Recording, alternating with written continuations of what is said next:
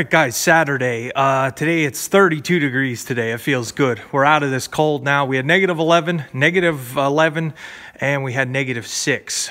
The 3 cold nights during this polar vortex. It's 32 right now. It's above freezing. The snow is melting off the roof, and we are supposed to go up to 55 on Tuesday. So we got a warm front here. A lot of the nights are only in the high 20s, so it's over. Thank goodness.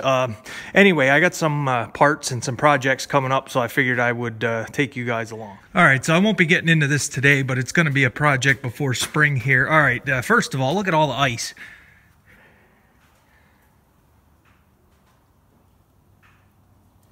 So they must have been condensating and froze or something here, but all the tractors are like that. But anyway, alternator. I got a brand new alternator here for the 685. You guys remember last year I had some charging issues with the 685. I think we got that diagnosed. It was that little light up here in the dash. Why did I buy a new alternator? This alternator was from the 395. This one was on there. I had changed alternators just to see if it was the alternator, because that one was charging when it was on this tractor. So I switched. This was a new one, and it worked on here, and I just kept it that way. Kept the new one on this tractor and put the one from the 395 on this tractor. Last year I noticed that this was squeaking and was really rough. I had the belt off and you turn it and it was making a lot of rough, like the bearings were starting to go out on this one from the 395, which it could be because the 395 sat outside for most of its life. So this here has got some bad bearings in it. We do have an auto electric shop close by that rebuilds these. However, the quote I got to rebuild the alternator was about the same as a brand new one. So why not just put a new one on, save this one if I need anything out of it. That's what we did. So we got an alternator. We're going to change that one of these days. So that's one thing. All right, so the other thing, my filter shelf is full. This is full of filters to change in all the equipment. This one's for the car, this one, but these are all, I went with a lot of Baldwin filters, although I do have a lot of Fleet Guard. It just depended what was on sale. So we've got everything here. That's one of the disadvantages of having more tractors than you really need. There's a lot of filters. I do want to change them all the filters this year, like I said, because a lot of this stuff I didn't own from new, so I don't know the history on it. Might as well.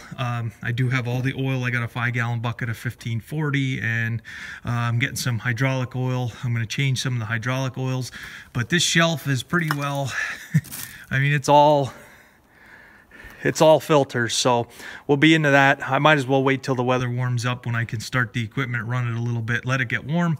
I think just in filters I have $400, so it's a significant amount for just filters, but like I said, we're changing everything but the air filters. The air filters, the 395 got a new one this spring. The 685 got a new one this spring. The 980 or the 560 doesn't have one. It's an oil bath. The 986, I want to pull it out and check it. I have to get the part number if I do need to change it, because when that turbo was added, the air box was upgraded from the 986 standard air box. That's over here actually. Yeah, this is the original air box for the 986. The previous owner of this tractor was nice enough to include that and the original exhaust manifold in case I ever want to unturbo the 986. I can put it back to original. When they turbocharged it, they did a few upgrades, like I said, adding a bigger air box. I believe he said it was from a 1086, but I'm not sure. But I want to pull the actual air filter out and see what the part number is. What else? And I probably would unturbo that tractor if, number one, something went wrong with the turbo. I probably wouldn't buy another one and put it on, because I just don't need that kind of horsepower for not doing any tillage or anything. Number two, if I ever would buy another tractor, like let's say a 1066 or 1466 or a 1086, which isn't out of the realm of possibility for me, but if I ever do get a higher horsepower tractor, I may scrap the turbocharger on that one, because it's really not necessary. It's just more to go wrong. But for now, we have to check out the air filter. With how I do things, not doing any tillage and not really working in the dirt, my air filters do not get very dirty. Basically spraying and applicating, I don't make too much dust there. The only thing is going to be hay dust, and hay dust usually, it's not a huge issue if your hay is at the right moisture. I did have some dusty hay this year, so we're going to pull it out and check it.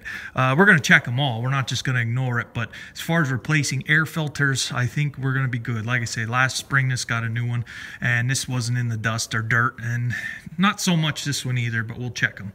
So we got that going.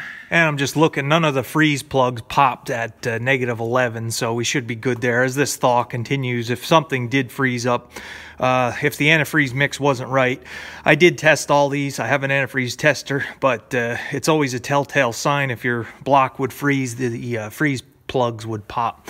But everything looks good, so the tester's right, and we had the right mix and everything, so cold weather didn't really damage anything here, so good to go there. All right, so the other thing I bought, and this was totally not necessary, it was an impulse buy, and I'm still deciding whether it was going to be worth it or not, but why not? It's I got a set of mirrors for the 986. This is from K&M, same company that made the steps. It's for 86 and 88 series tractors. It just has a bracket here that bolts onto your all right, guys, I apologize. My phone went completely dead. It was at 70% just from the short video. I don't know what's going on. But anyway, we got a set of mirrors for the 986. I'm not sure where I left you guys, but like I was saying, even though I run older equipment, and I'm plugged into the car right now while I'm talking, even though I run older equipment, all the farms I worked on, I ran modern equipment, and I do miss having mirrors on the tractor to look back. Especially on the hills when you're constantly having to look forward to look out for groundhog holes or dips or anything that you don't want to drive over. To be able to just look up into the mirror and watch the baler in the background or the mower, or even the spreader. When I'm spreading lime or fertilizer, with having mirrors on either side, it's a lot easier to see where the spread pattern is. This is a very easy installation. I'll make it its own video just in case anybody's interested in doing something like this. Probably be about a 20-minute install. It's pretty simple. So we'll get those put on and go from there. There's a couple other things, but I got to hurry up. My phone's dying again. We're just getting one new tire on the 986. That other one on the other side is great. It's in good shape yet. Going to get the calcium drained out of this one. We're going to go with a BKT with a very similar tread pattern as that Continental on the other side. I know they're mismatched, but price-wise, it's almost $900 just for the one tire. So the other side has 90% tread. So for the sake of another $930 just to have matching tread, these are about as close as I can get with Zimmerman Farm Service as far as a tread design. So that's what we're going to end up doing. I got to end the video there. I had this plugged in. I was going to start up the 395 and clean out that loose hay up in the barn and dump it in the field. That thing is froze up. It won't even start. It cranks, but it barely has enough. That battery was pretty good, and with these nights of cold, it's not working now. So we'll have to diagnose that when it's 50 degrees again. So, all right, guys, I'll leave you there. Thanks for watching, and stay tuned for more.